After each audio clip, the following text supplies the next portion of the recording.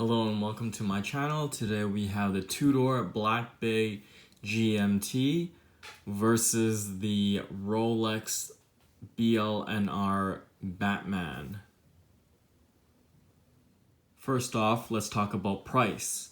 The price of the Tudor is about $3,900, just shy of $4,000 US. And the price of the Batman, well, there's a few different prices for this. It's the MSRP, which is what I paid at Rolex. At the time, I bought this in, I think, 2016 or 2017. The retail price for this watch from the dealer was about $7,900 USD. Before everybody in the comment section chimes in on the pricing of this Rolex, I am located in Canada, but I work in the US, in Blaine, Washington. So I purchased this in Canada. The MSRP in Canadian dollars was $10,500. When converted to US currency, which is what I have because I work in the US, it came out to about $7,900 in US. The pricing for this watch now obviously has skyrocketed.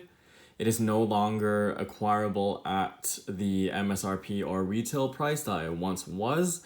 When I bought this, both the Batman and the Hulk was readily available in the windows of the AD.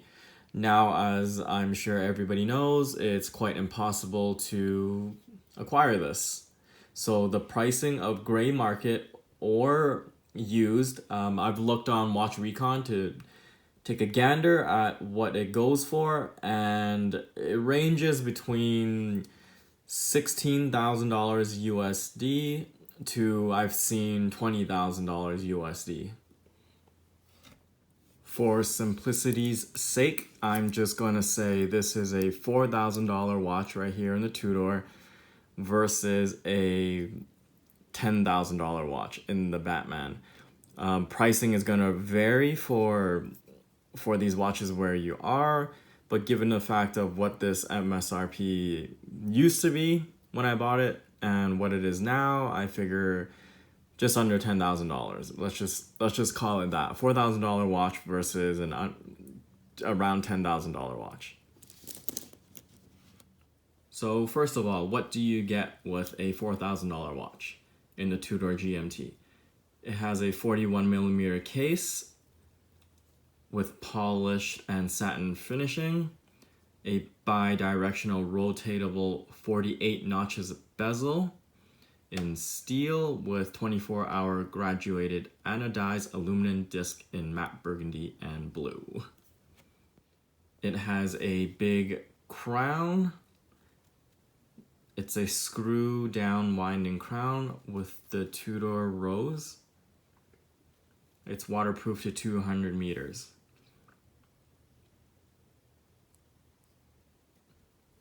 Has a nice black dial. I think you get a lot for this watch.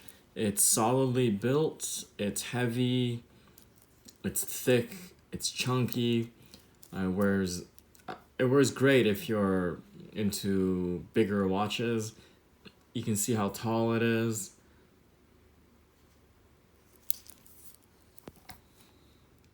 Now let's take a look at the Batman.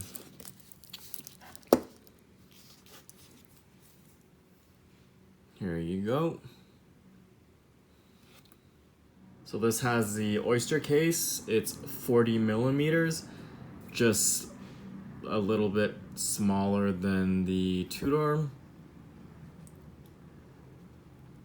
Has a bi-directional rotatable 24-hour bezel. Two colors, black and blue, with a Cerachrome insert in ceramic. This has the polished center link bracelet. They did just come out with the new Jubilee.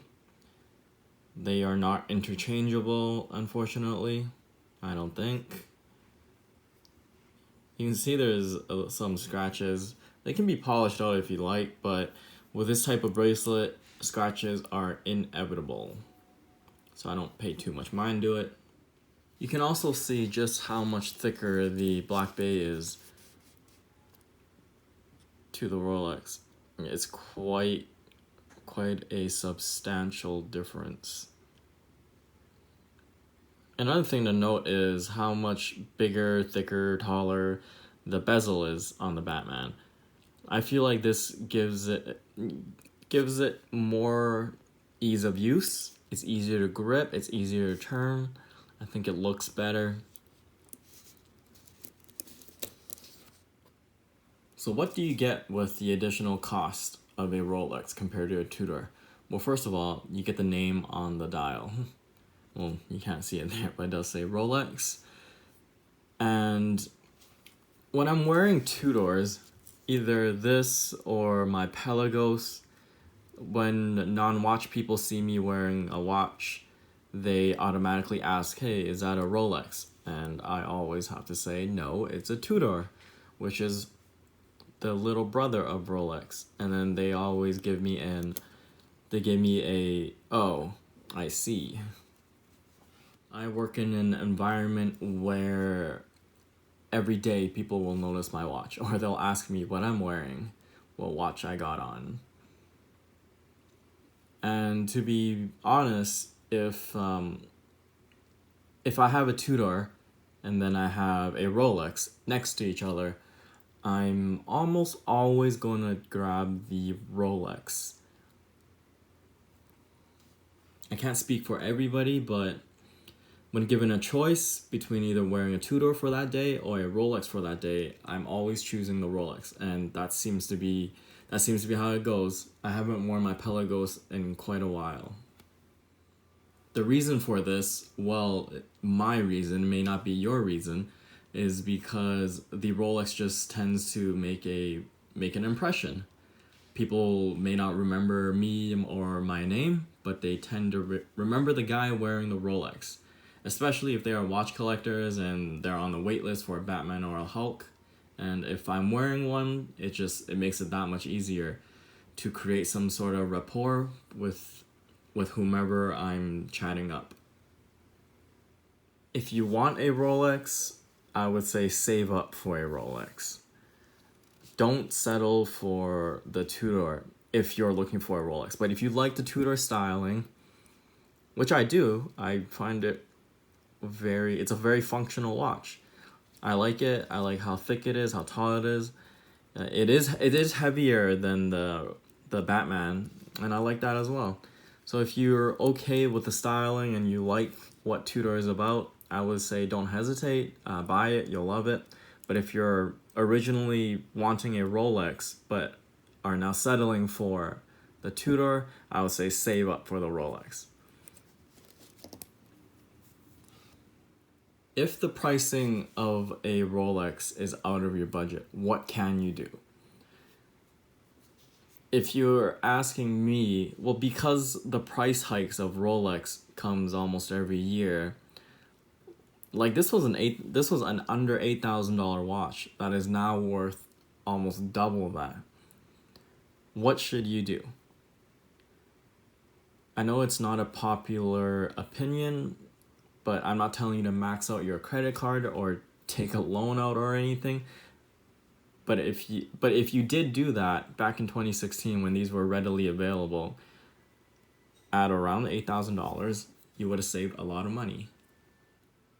If you would have purchased the Batman or any other Rolex that has jumped in value or price, if you would have purchased it a few years ago and maybe put that amount onto your credit card and paid it off, well, not all at once, obviously. If you didn't have the money then to buy it, I'm sure you won't have the money to pay it right off, but you can put money into the debt gradually, maybe monthly. Because let's face it, people buy and flip watches all the time and they lose money all the time. Or they buy watches and then regret it. You might as well buy once, cry once. Put it on your credit card and tell yourself you won't buy any other watches while you have the Rolex, and then pay off the credit card every month. And I believe that's a better option than saving up for a Rolex and then having the Rolex price jump up. It kind of feels like you're going nowhere, because instead of paying for an $8,000 watch, now on the gray market, you're looking at twice that. Anyways, I'm mumbling on. Let's compare the bezels. The bezel on the Cerachrome bezel looks, to me, 100 times better. It's shiny, it looks high quality, the finishing, it just looks like an expensive watch. The Tudor, on the other hand, is matted, which I like, not saying it's bad, but compared to the Cerachrome, it's no competition there. And then when you compare the hands and the indices, the Rolex just pops. It pops right out, it glimmers, you can see it. In real life, it's super shiny. On the Tudor, it's kind of just there.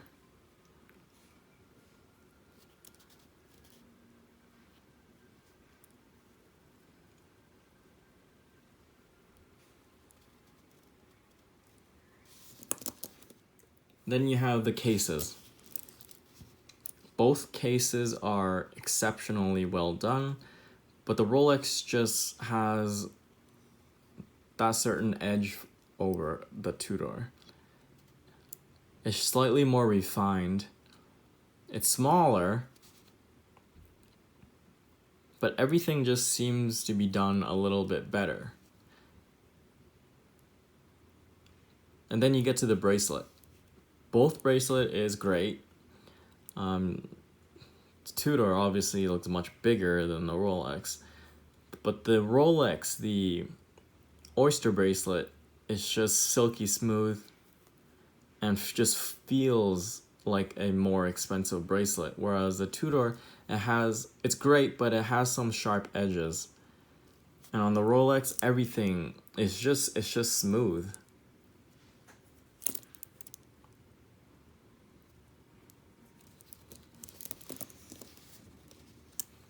Then you have the brand prestige, and you're just not going to beat the Rolex. Everybody knows Rolex. People that don't know watches know Rolex. For the name recognition, Rolex wins hands down.